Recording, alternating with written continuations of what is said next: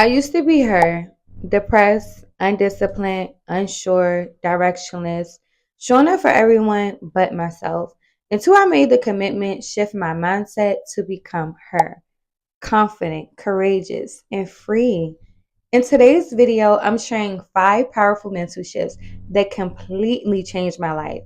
By the end of this video, you'll know how to start your journey in becoming the person you've always dreamed of, her. And trust me, number 5 is the most important. So make sure that you watch until the end. Hey, my loves, welcome to my channel. I'm Bella Azaria, and here we talk all things self-development, discipline, and stepping into your higher self.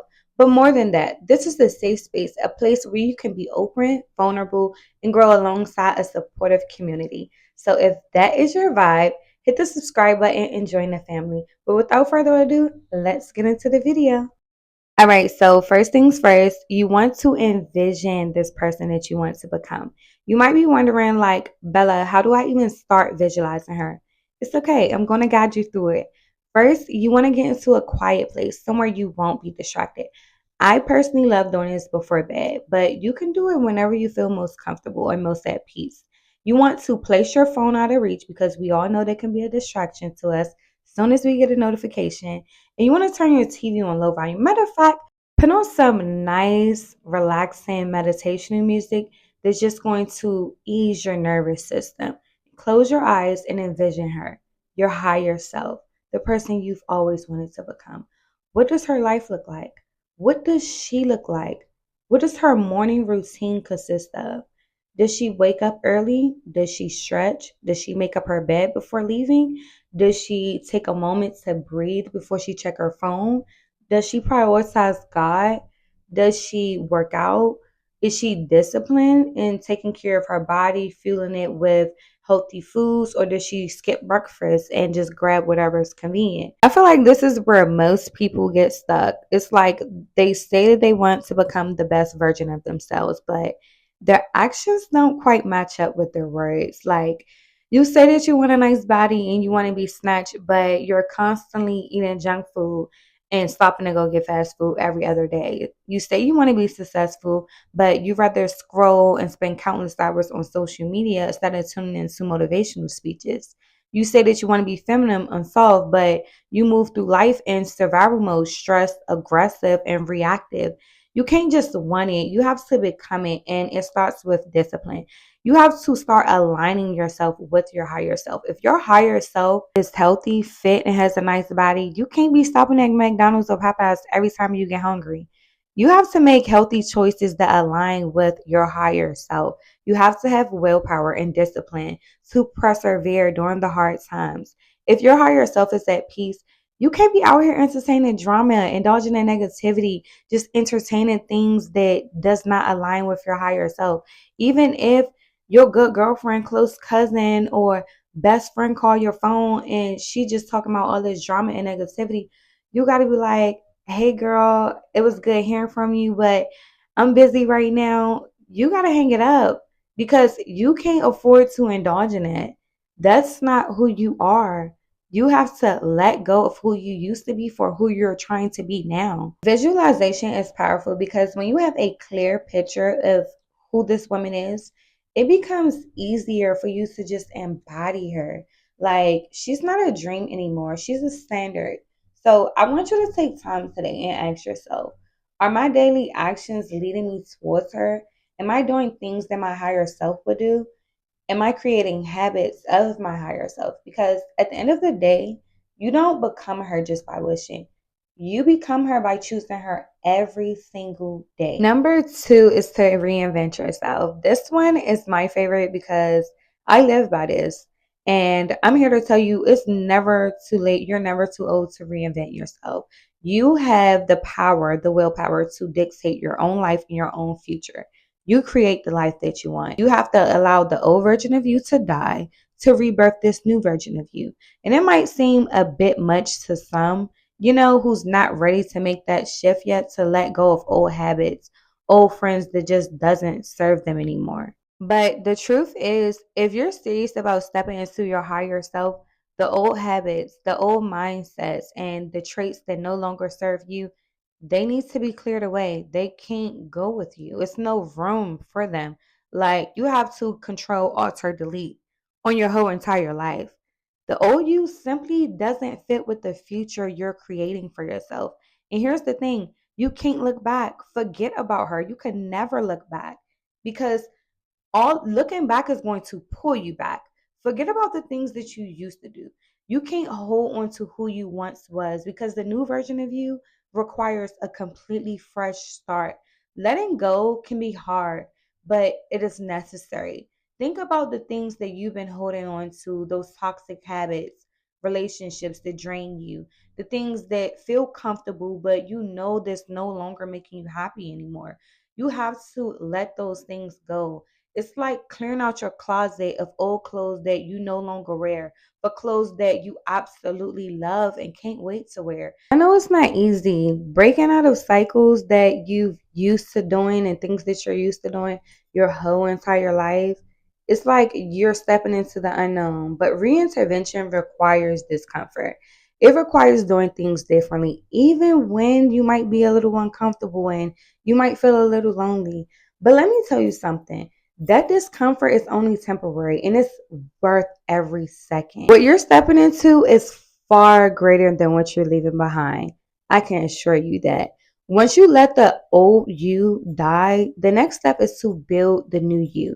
You have the power to create your own life, create the life of your dreams, the life that you've always envisioned, to choose the habits, the actions, and the mindset that would take you where you want to go.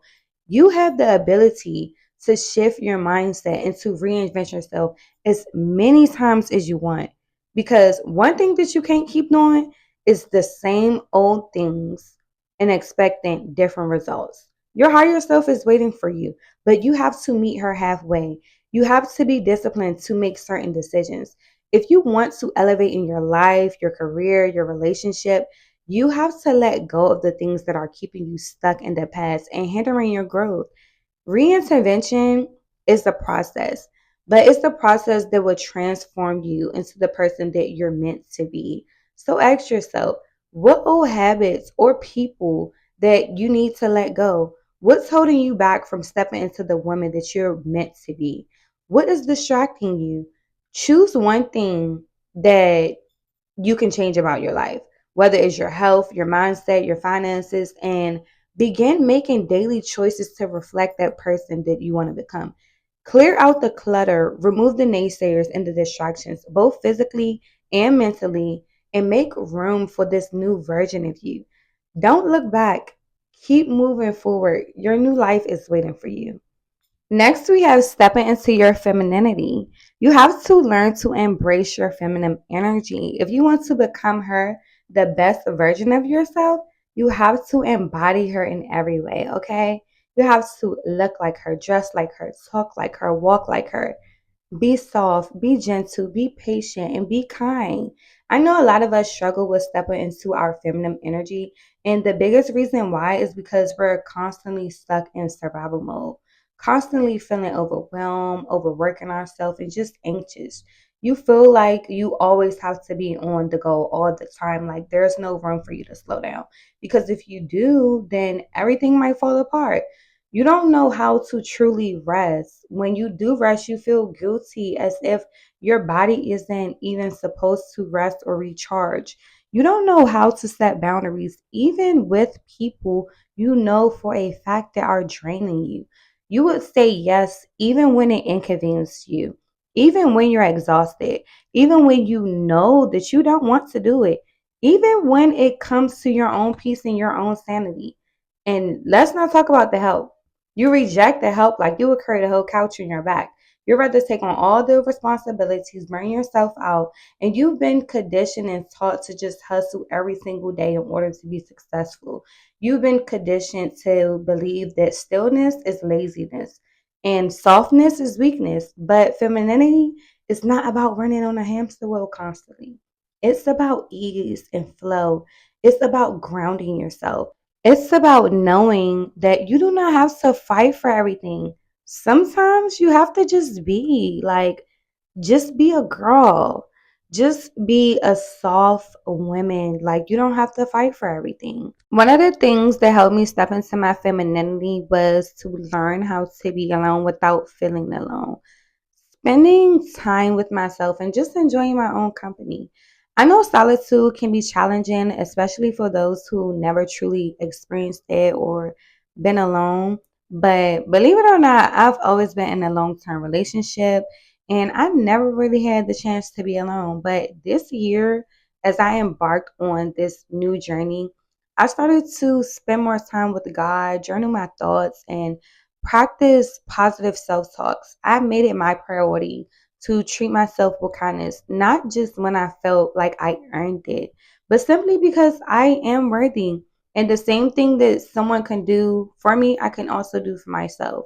I indulged in things like solo dates, treating myself to like flowers, spa dates, pampering myself, and just doing nice things for myself, going on nail dates by myself, going to the gym by myself, going walking by myself, releasing stress, moving my body, like doing yoga, stretching, dancing when I'm cooking, learning to receive love, compliments, kindness without resistance. If you want to become the best version of yourself and step into her, you got to start doing things for yourself. Do not wait on a man to take you out on a date.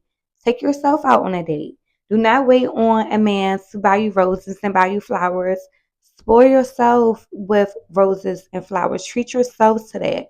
Treat yourself to nice little spa days and, cute little outfits. Joy. Do things for yourself. Love on yourself.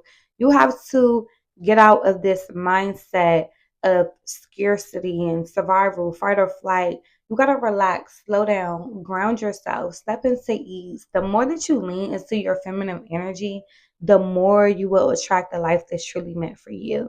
If you want to become the best version of yourself, you simply have to step into that. Do things that your higher self do. Do things that make you confident and comfortable and step into your femininity. Next on the list, we have number 4, to appreciate the journey. Enjoy the journey, show gratitude, be grateful for where you are now. Because if you can't be grateful now, you'll never appreciate it when you arrive. This is something that I really had to learn firsthand this year because I found myself constantly trying to get ahead, constantly overworking myself, that I wasn't even celebrating myself for how far I've come. God has blessed my life tremendously, and it's like I was totally disregarding that. And I had to learn to work with myself and not against myself and appreciate the current moment and just give myself grace. A lot of us pray and beg God for the very things that we have now, the opportunity, the growth, the life, the car, the home that we have, that it's so easy to forget. We'll forget about the car we used to drive, the home we used to have, the job we used to work before God blessed us with this business, the body that we used to have before we committed to the gym, the friends that we used to have to pray for that God revealed to us. We get so fixated on where we want to be that we overlook the miracles of where we are now. We are often too focused on the destination. We forget about the miracles of the journey. We are often focused on what we don't have. We completely forget about the great things that we do have in our life. And in a world that's evolving, it's hard to just live in the present moment. And honestly, with social media, it just makes it even harder, like constantly showing us what other people have, making you feel like you're behind, like you need to work 10 times harder, comparing yourself to other people. And it's like suddenly what you have doesn't seem like enough, like it doesn't equate. It's like we push ourselves into grind mode, always working and always overwhelmed, chasing a future version of ourselves without even stopping to appreciate the one that we've already become. And it's like you really have to understand that everything is a process. Everything will happen on God's timing. Nothing happens overnight. Appreciate where you are and show gratitude so that way God can bless you with more. Give yourself grace. Be kind to yourself. This is just a reminder that there's always something to be grateful for. And never forget where you came from. I know for me, last year, I I wasn't in my own home. Like it was a lot going on. I was in an unhappy relationship and I was just depressed, stressed. I wasn't happy. And now it's just like God has blessed me tremendously. I have my own home. I have my own car. Last year, my car was getting repoed. It's just a lot. It's just a lot to be grateful for right now. That sometimes, like I said, we just get so fixated on a life that we want that we tend to forget how good of a God that we have. Like, girl, appreciate where you are. All right, last on the list, we have letting go of your ego. In every single one of us, there are two people. The first person is called ego. That's the part of us that's always competing, always needing more, combative, always holding on to things. The ego wants to be right, the ego wants to win and wants to prove itself superior to others. Then there's your higher self, which has a completely different focus. The higher self doesn't care about being right. It doesn't care about having more, being better than anyone, or accumulating things, materialistic things. It simply just wants peace. The issue is we often don't listen to our higher self because the ego is so loud. The ego is so loud. The ego's voice is telling us that we need to be right. We need to look perfect. We need to have everything under control. We need to try to control everything around us. But the truth is, the ego is the very thing that keeps you stuck in the same place. It holds us back from becoming our higher self. And this is why a lot of people feel stagnant because they listen to that little voice in their head. We've got to let go of our ego. The ego is always defensive. It demands approval and wants to be seen as successful, often without even realizing it. But letting go of your ego is the key to unlocking your true potential. Stop getting offended so easily and take time to actually listen to what people are saying. Let go of your need to always be right and being so combative. Instead of automatically challenging someone's viewpoint, practice being an open ear to just hearing what someone has to say. Stop seeking validation through achievement, status, or how others perceive you. Let go of the constant need to control things. You are not God. You cannot control everything. The more we feed our ego, the more we stay trapped in the pattern that prevents us from growing. Where your ego would tell you, like, oh, no. We have to deal with this. I have to be right. I have to be combative. You have to prove a point all the time. For example, just imagine if you were at a restaurant and you see a server that's clearly overwhelmed, under a lot of stress, juggling so many tasks, multiple tables, taking orders, dealing with customers' expectations, and a lot of different things. Now, instead of having someone that's compassionate, you have someone at the table who's saying, we've been waiting for here 30 minutes. Why haven't someone came and checked on us? They need to come right now. I need to see a manager. Like that right there, that is ego talking. That is someone's ego talking. Instead of considering the server's situation, there's a sense of entitlement. The ego demands that I need service right now. I don't care what this server got going on. I don't care who she's talking to. I don't care if she had 10, 20 tables. I need my order taken right now. That's the ego.